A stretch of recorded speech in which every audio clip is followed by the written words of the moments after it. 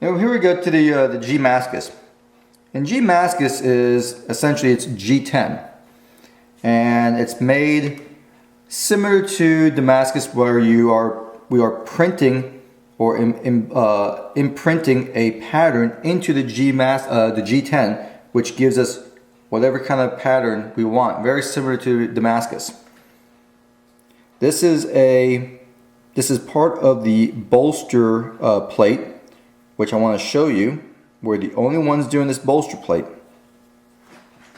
They start off with a big thick piece of steel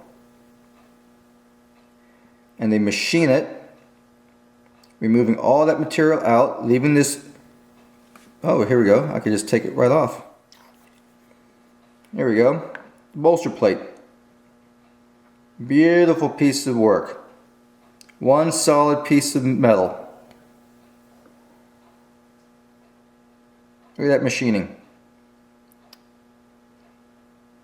Now what does a bolster plate do for this knife? Well, it allows the button to have steel on steel instead of steel on G10. It also helps reinforce the pivot pin and the stop pin.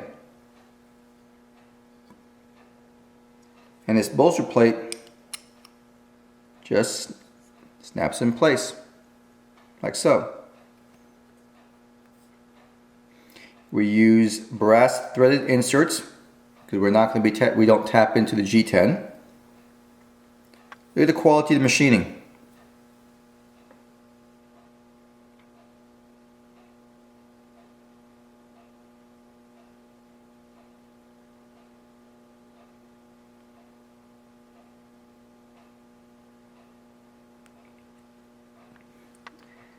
On this other side, we have the piranha texture.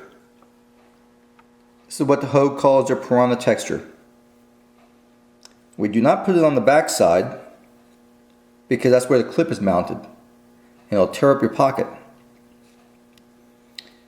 Here's our manual safety, which locks the button in place in the open position.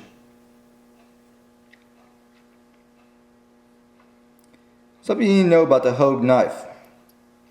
We have this knife machined to such tight tolerances that parts like the stop pin and this lanyard retention pin is press fitted.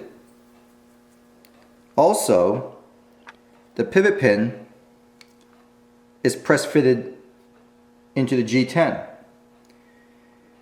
So assembling and disassembling can be difficult if you're not at the plant, because we keep the tolerances so tight and parts are press fitted to ensure that you have a more rigid knife. Let's go ahead and put this knife together.